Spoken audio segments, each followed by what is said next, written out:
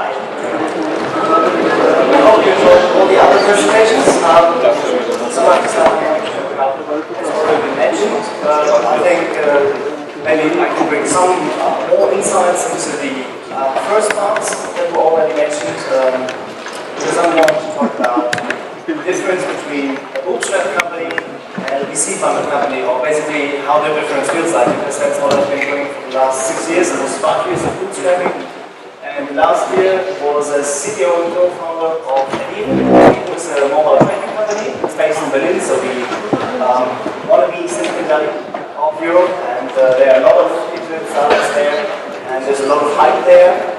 And before that, I was bootstrapped as a student in the northeastern part of Germany, so the Baltic Sea. There's not that much, it's pretty landscape, but that's pretty much about it. I was studying physics. It was 2007. I was doing some consultancy work for my university. I helped them to create servers cheaper because they needed a lot of servers for some projects, and I helped to create specific servers for their needs. And they saved a whole lot of money on that because they paid me as a scientific assistant, which was around 10 times cheaper than any company. And asked them to, get more money for the job. And said, well, we can't pay a scientific assistant any better. And so I said, well, then I'll find a company, and then you pay me as a company. I said, well, yeah, go ahead.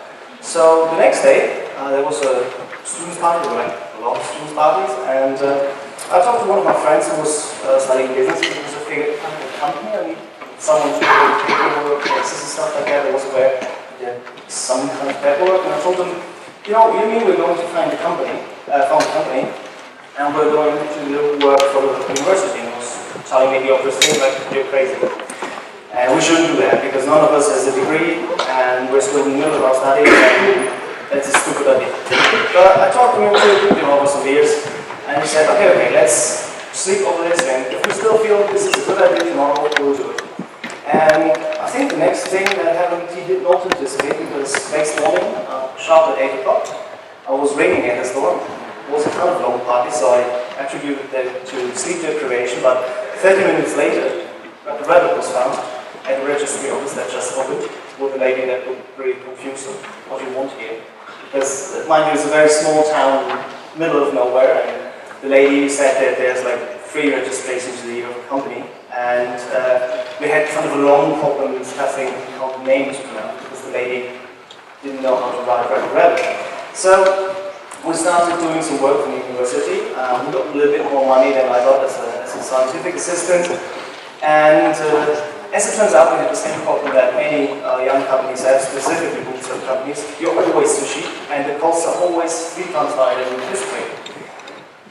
So what happened eventually was that we got more work from some other companies, but we always charged them the same price that we charged the university. And it turned out that was just too little to actually sustain the business, to live off from. And so 4 months in, we were completely broke. Bank account was really maxed out. There was a lot of months left at the end of the money, and no food left in the fridge. So I was sponging on friends and family. And I sat down with my friend and said, okay, what do? We could, just call it a day, call a parent and say, okay, I made a couple of thousand euros in that, and we have to profits. Or we change our business model, we pivot. 4 months old, and what should we do? And we figured that many of the customers actually asked us to administrate services, to help them, to secure them, help to do updates and stuff like this. And we said, well, we can do this. Well, I've never done that before, so I bought myself some books about server administration, and we started offering it to our customers. At that point, we were also very aware that we have to do far better on pricing. So we said, let's go to something extremely high and charge 100 euros an hour. We were really sure that no one would ever going to pay 100 euros an hour. That's crazy. It's a crazy amount of money before we were charging like 10 euros an hour. And a week later, we had 5 new customers signed up, all for 100 euros an hour with a monthly contract. So suddenly we could hire our first employee, a friend of mine who was actually far more knowledgeable in server administration than me, and we were completely in over our heads. We were suddenly administrating servers for kind of big agricultural and pharmaceutical companies that have their headquarters there, without bringing in any idea what we were doing. But we eventually figured this out, and the business stabilized, And we later spun off a company that is still doing this today for those customers out there. But we hit a glass ceiling another 7 months in, where we noticed that we had all the customers that were in that region. And we then realized that it was a stupid idea to form such a company in a region with only like 5 potential customers. And Berlin was 250 kilometers away, so nothing that you could commute to. And so we sat down again and said, okay, we have 1.5 employee, we have a very little office, and okay, we can buy food, but it's not fancy. So what do? We thought, okay, we could relocate, we could go to Berlin, for example, or we could do what we're good at and completely change the business model. And in 2008, there was this new thing around, it was this iPhone, and there was this App Store stuff that looked really cool. It was this gold rush, everyone was doing apps, so we said, look, we can do apps, we have a lot of ideas for that. And so I bought myself some other books about writing iPhone applications. How hard can that be? It turns out it's pretty tricky if you have no idea about it. We have hired some other students to help us to build it, but we finally launched our first application. It was called Spray Can. You can shake it, make the noise of spray can, and you can push it and make the spraying noise of spray can. Rocket science. Still took us 2 months to build that. Because technology was so new, and we actually had to save up to buy an iPhone. That was like a major investment for us. Buy an iPhone was, we're putting all the money we have saved up to buy one iPhone. And we thought, okay, we submit this to the store, and maybe we get a couple of hundred downloads just to see how it feels, and maybe it's cool, maybe someone will like it. And a week later, and 500,000 downloads later, we realized we should have put in something to monetize. So we had a very popular app that actually earned us scraps. It actually cost us more money to build it than anything. But we eventually, over the time, figured those things out, and over the next 4.5 years, we released 25 applications rated far over 10 million downloads, and in 2010 and 2011, we were among the top 0.5% of the worldwide publishers for the volume that we were pushing. And we've moved a lot of money, like there's a lot of marketing going on in the mobile space, but for a small company with 5 people turning around 3 million euros in revenues, it's kind of a big deal, specifically in that region out there. So we're the poster child of the region, so we were talking to the mayor and all kinds of business events that we were always very invited, because we were the one and only internet startup that was situated up there. And some of the struggles along the way when doing this were that you, as a bootstrap company, you constantly worry, and you have to, because every stupid mistake you make will be financial bankrupt or the end of your company. Like doing a marketing campaign is like a serious financial decision for a company that only has 10,000 euros to spend them on a marketing campaign, like compared to later stages of funded company where it's, yeah, let's try this out.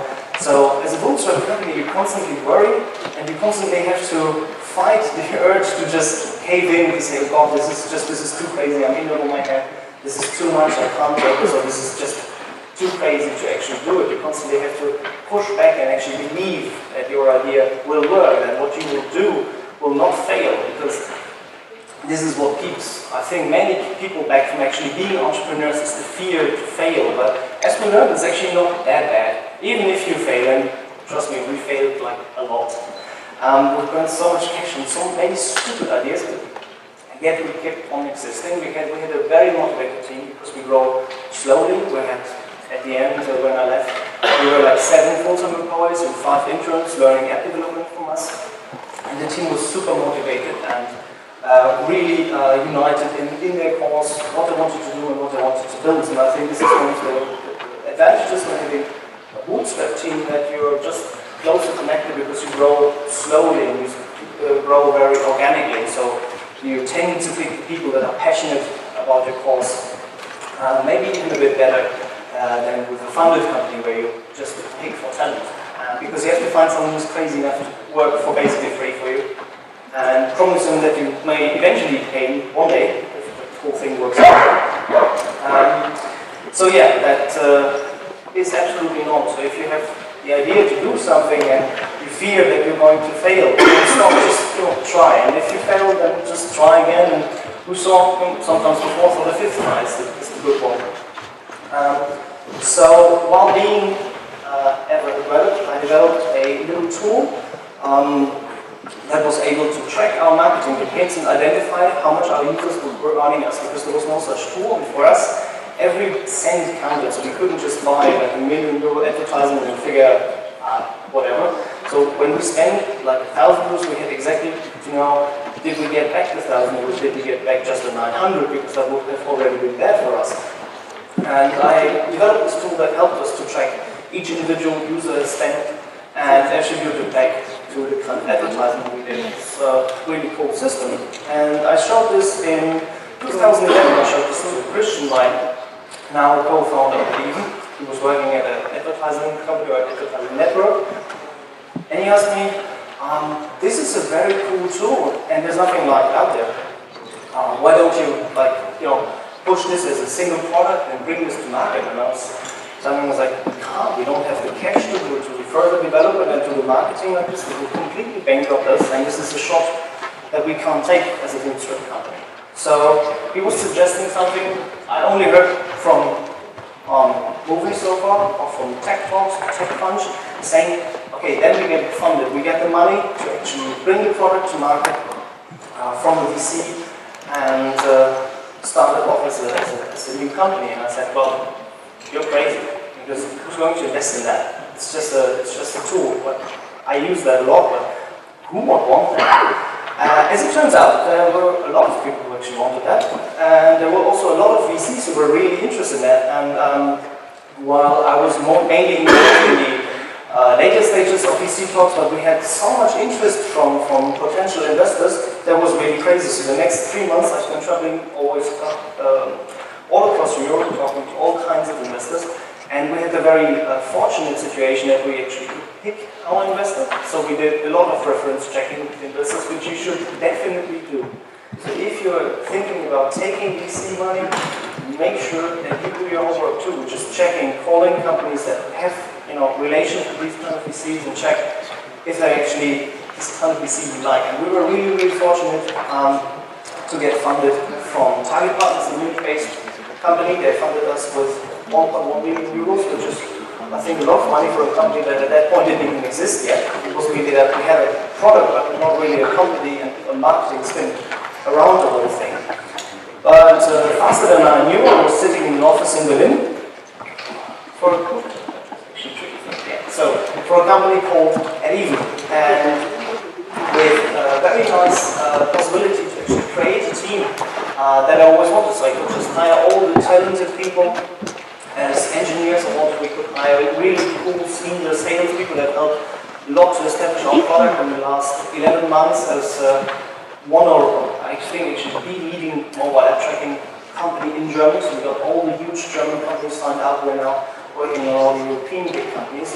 But I realized that there are other challenges, and these are maybe some of the conclusions I could give to you that are really the fundamental differences between a company that you just found by your own, that slowly evolves, versus a company that just starting off like a rocket on a trajectory that is actually really hard to control. So the thing is, when you have this VC money, it's given to you to accelerate, to do whatever you would have done organically, really in a short time and quickly. So we hired like 14 people in just 8 months. And there is a complete different challenge of aligning those people, aligning the ideas of those people, and getting their passion up for the team. Like compared to a bootstrap company where this kind of organically grow, you have to really foster and cater it in a VC from a company, because at some point you're going to be 100 people, and your company depends on those 100 people to be actually on the same page, to want the same thing for the company, to think the same thing about this company. And even though we're just 14 people, I find this is one of the biggest challenges now, is to really get all the people aligned and to educate them on what we do, and combine this with being agile enough not to fall prey to your hubris, which is the second big thing that is kind of a big enemy when you're a VC fund, because you think like, I'm king of the world, someone gave me minimum rules, I'm infallible, whatever I do will be right. This is, I think, the good thing coming from the bootstrap background, that you always have constant reminder that it can be different, that you have to really think about what you're doing, and you have to challenge your own decisions constantly in order not to walk too far off the wrong direction. I mean, VC funding is about trying stuff out, seeing if it works, but it's also about being agile enough and understanding when you may have to change something in your product, or where you have to add features that you didn't originally intend to put in, and not to be too stubborn and think, well, whatever I say will be right. And yeah, so I think that is the one thing, that if you actually manage to raise VC from a nice and decent VC that will be a good partner, you still have to be able to understand that you need to sit down and reconsider every decision you make and really think if it's a good one. And trust me, they're going to be very, very quick decisions and very quick successions that you see from the company. And I think the last and closing conclusion is the more important one for all of you, is that if you are passionate about something, if you want to do something, if you have a product or an idea that you think would change the world or would be something that you'd love to do, then you should start doing it. You shouldn't wait for some VC to like your pitch deck or present your idea to a lot of people. Just start doing it, build it. It's easier than ever before today to just get started and get some traction and show that it actually works.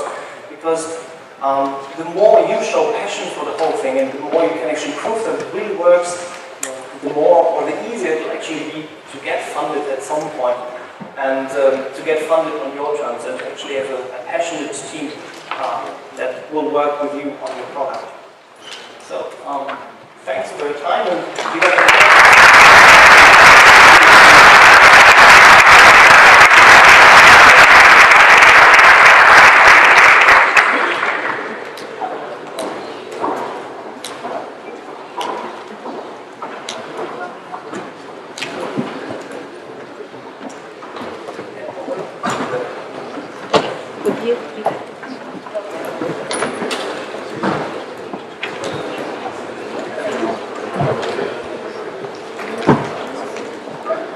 no questions? Oh, there's one question.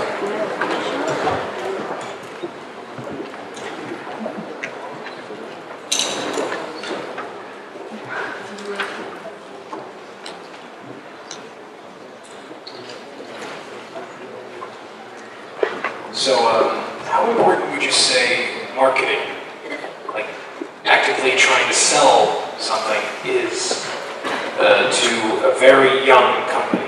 It's just, how important is it given the scale of, say, a 4-person company, something really small just starting?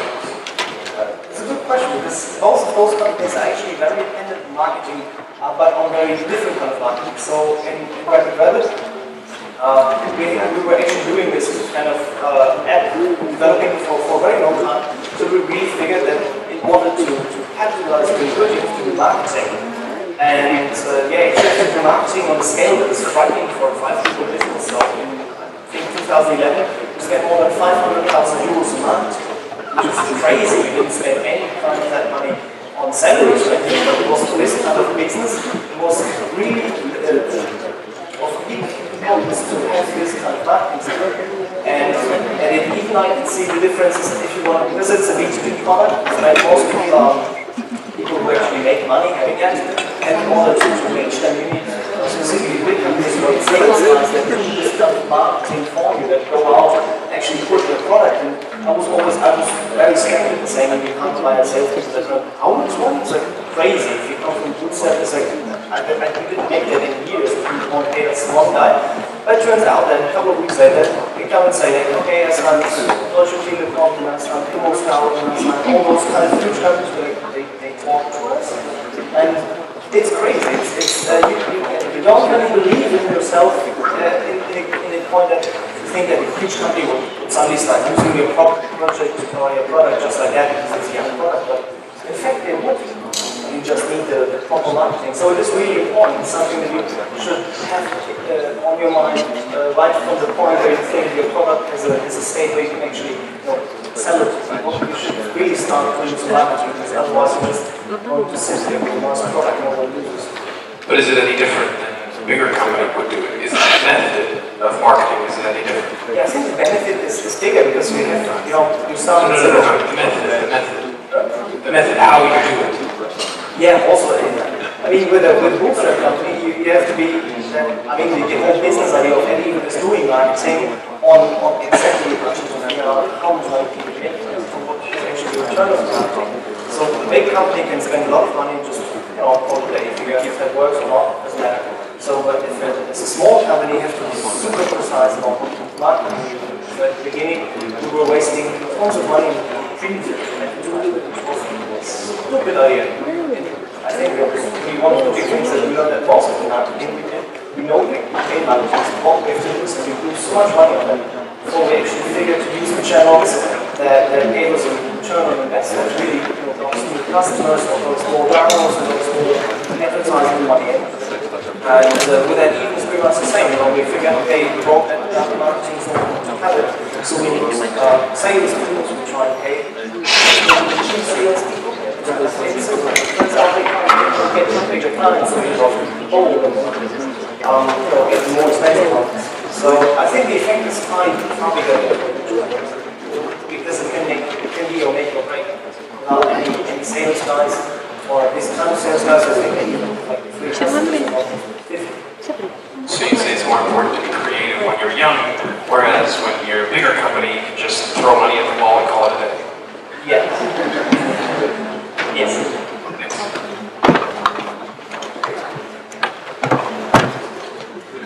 I wanted to ask you one question. You talk a lot about we all seem to choose partners, but how important do you feel it's essential to have a partner when you start a business? And if so, how do you choose your partners and how do they evolve as your business evolves? That's actually a very good but very complex to answer question. I think having a partner is very important to keep you sane because on your own, you're far more likely to do something very stupid and not recover from it because there's no one there telling you that it's really a stupid idea. Not like the stupid you should do that idea, but that you shouldn't do that stupid idea. That's what your partner is for. So you should pick someone who's on the opposite side of the spectrum. So I'm a physicist. I didn't master in physics, but I'm still at heart a physicist. So I thought I need someone who can do the business side. First of all, to get rid of the boring paperwork, but also to have someone who can make a sane decision, who can say that is not a very good idea to do. And it's the same at Adeven. Christian is coming from a business background, and I developed the technology and the product. And you can see that our opinions differ wildly, mostly. And it is the combination that actually makes a good decision. That two very opposite people reasoning with each other come to a conclusion that usually is very sensible. It's actually a good business decision. And also, I think an interesting advice is that it's not the best idea always to pick just based on friendship. Because you're most likely to say, hey, he's a good guy or he's a good friend, but that doesn't necessarily make him a good business partner. Because business, as we learned already, is business. It has nothing to do with being best friends. It can grow over time when you have business partners. You can grow friends with, but first and foremost, this is a business decision, so you should pick someone who you think is actually competent at what you want to pick them, not because it's your best friend, and maybe also a bad decision or can break the friendships down the road, then you have to decide, okay, maybe he's not the best suited person for what I want to do, and then you have to replace him with someone else. So from the beginning, it's always better to figure that you have someone that you should trust from the capabilities and not from the friendship.